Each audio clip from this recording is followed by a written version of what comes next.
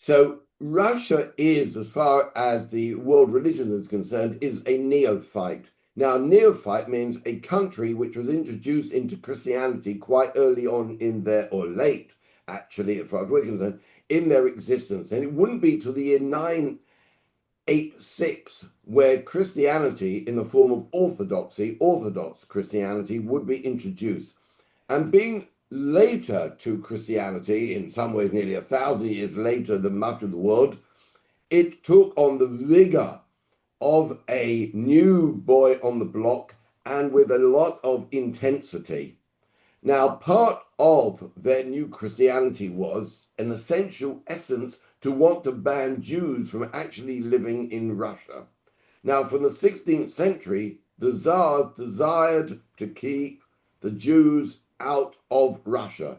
It didn't work entirely. There were always many Jews living in Russia, but nonetheless, it was part of the policy to not have Christ killers, as they refer to them, within their lands. Now, for any of you who have traveled to St. Petersburg or such like, is absolutely a magnificent city and a beautiful city. And it was set up by Peter the Great, who lived in the 17th, 18th century. And he didn't like Jews either. And he kept the policy going. Now we are into the major area of the Russian Tsars of keeping Jews out of Russia. But he was aware of another world. And it's interesting that Peter the Great traveled to Holland because one of his essential ideas was to establish a naval base in what we call St. Petersburg now. And he would travel to Holland and then to England. He came to such glorious places such as Deptford, Greenwich, Kensington Palace to build up his navy and to start what we would consider to be the one of the most beautiful cities in the world, which we are deprived from going to now because of the war which is carrying on. Now, Catherine the Great, who continues on that line, is now in the 18th century, also did not like the Jews. And she also wanted to keep the Christ killers out of Russian territory. And in 1768, she was the Tsarina when there took place a famous Cossack attack on Polish rebels.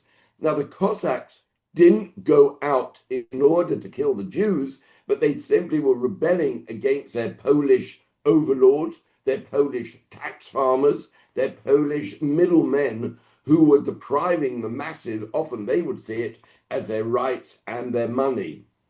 And whilst they would be attacking the Poles, they would tend to sweep up and kill a few Jews. That's just part and parcel of what you did in those days. And this went on in the 17th century and now goes on in the 18th century. And the most famous attack, which took place in 1768, was called the Massacre of Uman.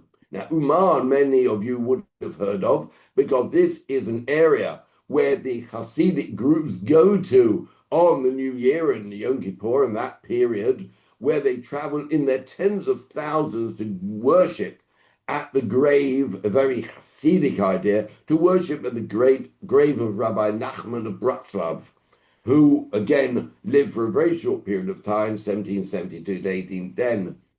And Nachman of Bratslav, in recognition of the thousands of Jews, and the numbers are always variable at that time of history, in recognition of the massacre of tens of thousands of Jews in Uman, or that area, stated that he wanted to be buried in Uman, where he is to this day. He wanted to be buried so he could be buried next door to the martyrs of this particular massacre.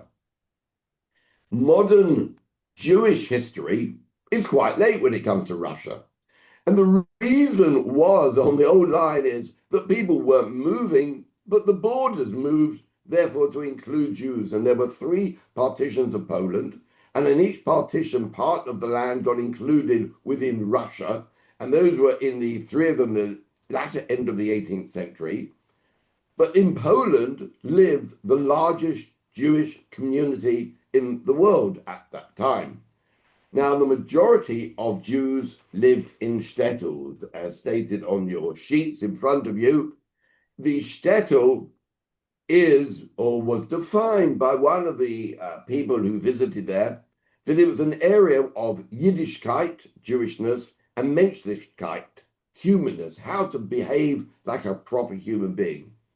And these were the two major values of the community of which life centered, both the sacred, what we would call sacred, the keeping of the Sabbath, the festivals, and other religious rules, and of course the profane, how you behaved as a mensch, as a human being when dealing with yourselves and with people of your community and people of the outside world as well.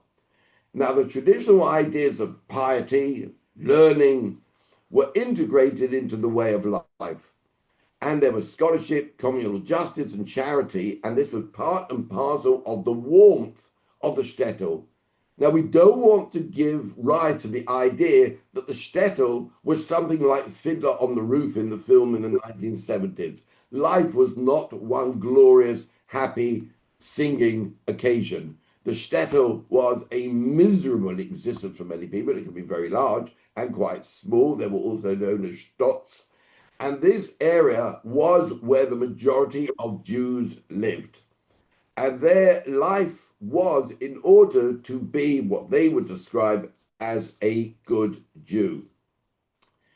Now, the Jewish life in the 18th century became influenced by a new rise of what was known as Hasidism, the Hasidic way of life, which integrated themselves into the universal Jewish concept of what it was to be Jewish. And on a simplistic or not so simplistic way, the traditional Jewish way of life was something that required learning, ability to study, and studying and learning, especially of Talmud, was seen as the major center of what it was to be a good Jew, and people would dedicate their lives to learning, studying. And that's why often the Jewish community in Russia was completely dissociated from those among whom they lived, because they were much more educated, much more literate, and much more able to deal with the realities of the world than the average Russian was. But there was a difference between the Hasidim and then those that they called Misnagdim. So Shneur Zalman of Liadi, who would be the founder of Chabad Lubavitch, he said at the time of the emerging Hasidic movement, the Jewish people were at physical and spiritual low ebb. They were lost. In their hundreds of thousands, if not a million, they were lost to what it was, to what they defined as being Yiddishkeit, some form of Judaism of value. And what the Hasidic movement did was to come along and try re-energize the Jews into a different mode of life, a different way of thinking, a different spiritual and philosophical approach in order to keep them within the fold. And the only cure, says Shneur Zalman of Liadi, one of the founding fathers of the Hasidic world, would be the dissemination of the inner divine teachings of Hasidic thought. We've got no hope unless we can inspire people into this Hasidic way of offering them something other than just intellectual learning. Now, the Gaon of Vilna being part of the Russian Empire, at that time, different times, the movement of Hasidus spread rapidly through Eastern Europe, and its adherents simply outnumbered those who were non-Hasidic. The Hasidim called the non-Hasidim Misnagdim, the opponents. So it wasn't the Hasidim who were the opponents, it was the regular Jews, as it were, who were the opponents. And their strongest advocate was the Gaon of Vilna. Now, Shneur Zalman of Liadi became, believe it or not, one of the most famous prisoners in Peter and Paul Fortress in St. Petersburg, if any of you have been, either with me or with others. And this disagreement which existed between the Hasidic and Misnagdic world, between these two sections of the Jewish world, led Shneur Zalman of Liadi to be arrested by the Tsar and his authorities and the police, and imprisoned in both 1798 and 1800. Why? Because his opponents stated that he was giving money to the enemies of Russia. Now, this got mixed up because he wasn't giving money, as far as he saw, to enemies of the Russia. He was giving it to support Jewish communities in the land of Israel. But the land of Israel at that time, of course, was part and parcel of the Ottoman Empire. And the Ottomans were the enemies of the Russians. Thus, and therefore, if you gave money to the land of Israel, you gave money to the opposition, to those who were the enemies of Russia. Now, there was a large incorporation of Jews into Russia after these three partitions at the end of the 18th century. And this was a complete trauma to the rulers, the Tsars of Russia, who had done their best to keep Jews out, and now found themselves not with a few Jews, but 1 million Jews and more. And they considered what to do. And they thought, they can't expel them. Where are they going to expel them to? But the Tsars introduced a policy of restricting the Jews to a certain area. And if you look at the sheet in front of you, there is a map of what is known as the Pale of Settlement. Now, this took up this land mass, which many of you will recognize from many of the names there as familiar within Jewish history and geography. These are lands which occupy 20% of the Russian territory. And they were there to live within this restricted land, and the majority of Jews had to live there. There were only a few, and they tended to be influential or exceedingly wealthy Jews who could live either in Moscow or St. Petersburg. But that was not part of the policy. They were meant to be excluded.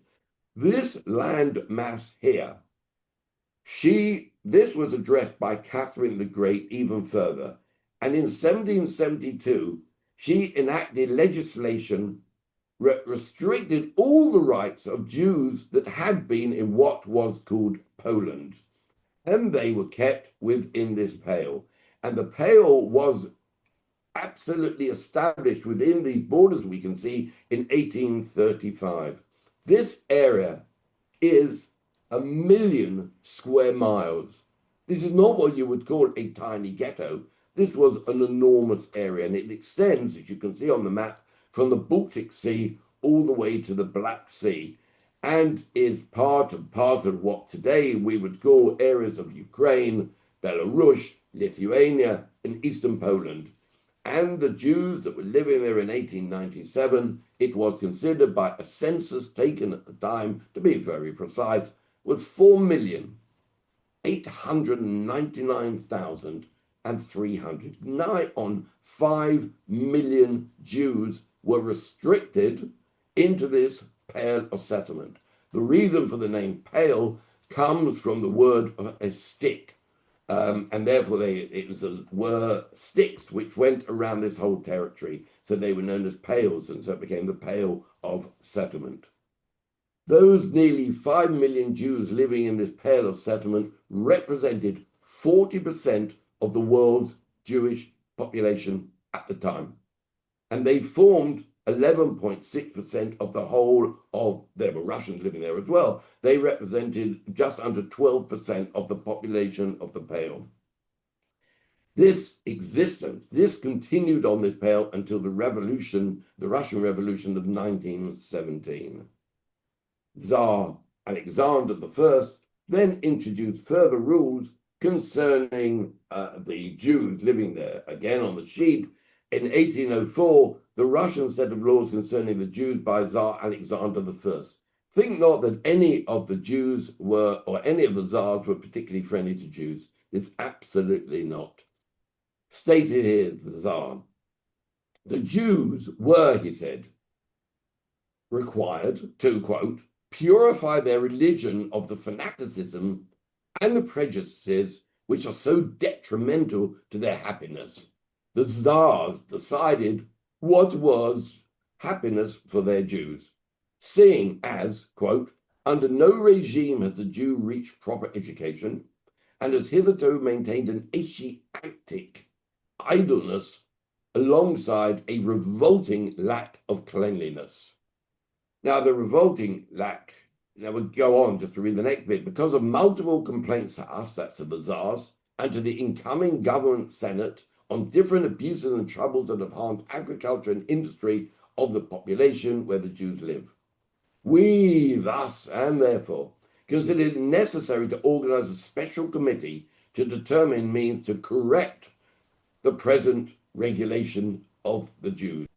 So not only are we, the Tsars, we, the authorities, going to confine the Jews within this pale of settlement, this restricted, enormous 1 million square miles or kilometers, whichever, of ghetto land, as it were, we are then going to try and change the very essence of what a Jew is. Now, at this time, as we've already seen before, Jews are fleeing out of Russia and they're going mainly to America. But it didn't reduce. What's interesting is the population in Russia of the Jews didn't really reduce, because as fast as the Jews were leaving, other Jews were being born.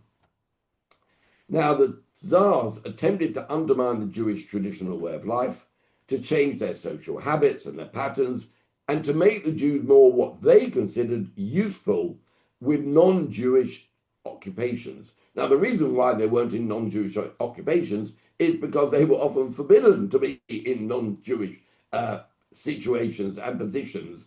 And therefore, on the one hand, they were trying to get the Jews to be more non-Jewish, whilst preventing them from being more non-Jewish. Now, Tsar Nicholas I, the Tsar of 1825 to 1855, he actually, interestingly, he absorbed, they say you absorb anti-Semitism with your mother's milk, but in this case, he absorbed anti-Semitism with his nanny's milk, as it were.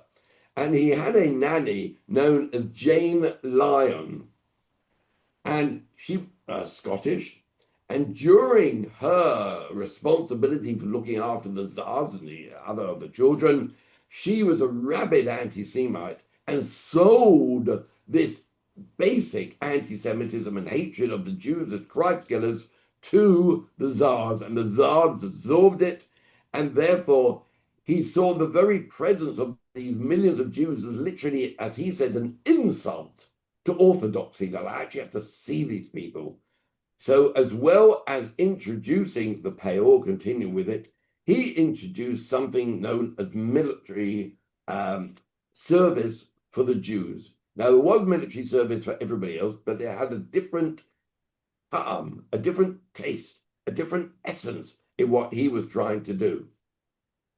And they were known as the Cantonists, sons of Russian private soldiers who, from 1721 or 1805 to 1827, were educated in special canton schools, canton meaning an area, for future military service. And after 1827, the term was applied to Jewish boys as well, who, according to a statute issued in 1827, were drafted into the military at the age of sometimes of 12 or often as young as 8, and they had to serve 25 years. Now, the happening as a result of this was that these Jewish children were grabbed by Rabbis who would take the poorest of those, because the poorest families couldn't resist the army coming and taking them, whilst the rich would pay off the Russians, and they would take them away and force them into the army. The result was that these Jews, in there between 40 and 50,000 children over the period, were lost as Jews in entirety. For the moment they joined up, they were compelled to listen to Orthodox Christian dogma. And being young children, it wouldn't be very long before any semblance of Judaism was lost.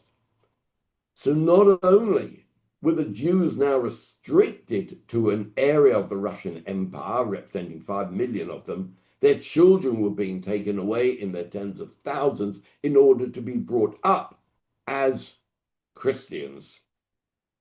This continued on until the middle of, about 1859. There were those in Russia. Let it not be thought that everybody was always against the Jews. There was Count Michael Vorontsov. He was actually born in England, and he was an Anglophile, and he became an enormously influential governor of Russia and Crimea, beloved by Tsar Nicholas I. and he disagreed with the Tsar's anti-Semitic policies. Said he, the most ludicrous policy since the pharaohs. We are persecuting, hindering from living 1,000,000 citizens, a peaceful, submissive, industrious people, the only active people, he said, in the Polish provinces. So you are enacting all these awful policies against the very people who would be the most loyal, as they were, because Jews tend to be loyal to whichever country they live in, to the most loyal of your citizens. And whilst they continued on, the Jewish world continued in its way, and orthodoxy, whether it was the Hasidic way or the Misnagid way, the opponents, continued and produced enormous powerhouse of learning within Russia, everywhere from Volozhin into the Musa movement in the correct way. It's interesting. In all our studies, in a major essential discussion on the way the Jews were going in Western Europe, in Germany and France and others, they were heavily influenced by the rise of the Reform and later the conservative Judaism. But it made absolutely no inroads of any meaningful amount within the Russian Empire. Because part of the way of influencing Jews to be less Jewish, say in Germany, was a type of contract. You become more like the non-Jews and we'll accept you as being therefore the new part and parcel to be freed from a servitude, as it were. There was no such idea in Russia. The Jews saw nothing in the Russian culture, in the Russian people, in the Russian ways, which would make them want to enter into a contract in speech marks, in a type of contract whereby they would become more Russian, the very sort of thing which they really didn't want because the Russians offered very little. Now, Russia, however, entered into a very different way from the anti-Semitism which now existed in the Western Europe. Whilst in the West until 1933, anti-Semitism, it could be argued, was mainly intellectual, philosophical, and then racial. Russia offered a much more violent nature to their treatment of the Jews. In the sheet which you have in front of you, I do believe. We are now on to what we call here in 1881, the wheels of the revolution. The Jews in their main, because the majority of people, what goes on out there in the big wide world, the majority of the Jews may not have even been able to read the newspapers that let them know what was going on, not like today. They didn't know what was going on in a place 20 miles down the road, or 5 miles down the road. And the Jews ignored the anti-Semitic coverage, growing more prevalent in the Russian press and literature, consistently describing the Jewish plot. Russian literature was full of anti-Semitic ideas. The Jews were portrayed negatively over and over again in the famous Dostoevsky, which many of us have read, in The Brothers Karamazov in 1880, describes a Jew crucifying a 4-year-old against a wall and delighting in his dying. They would write literature of a virulent anti-Semitic type. At the same time, however, within this Yiddish-speaking world of Russia, a Russia of the Jews constricted within the Pale of Settlement, where they were losing their children to the Cantonists, they nonetheless produced magnificent Yiddish writers such as Mendel Melchus Forim, Achad Ha'am, or known as Asher Ginsburg, Achad Ha'am, and someone we will come to even more so next week, Chaim Nachman Bialik, who would become possibly and arguably the most famous poet of his period and the most revered poet in early Israel history.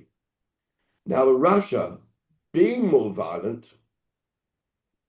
and seeing numbers fleeing, The Russian Revolution would ultimately come along to remove the shackles from granting the Jews more civil rights, not entirely.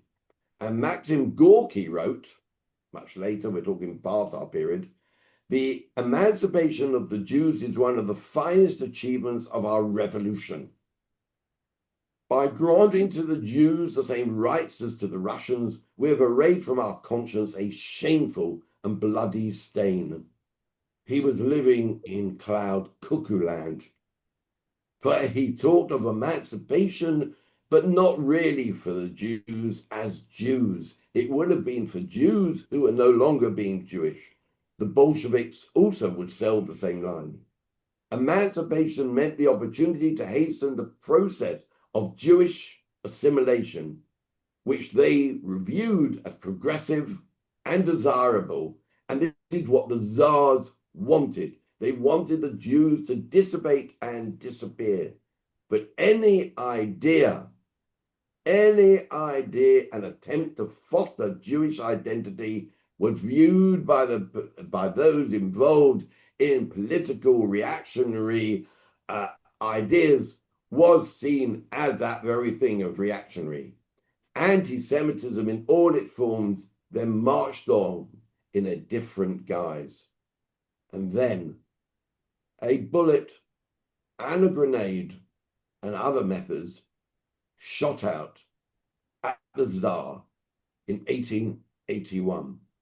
And in 1881, with the assassination of the Tsar, Jewish history would change irretrievably, and a new word would enter into the horror of Jewish reality and existence. And on that note, I leave you all to come excitedly on to 1881 next week. Thank you very much and have a very good day.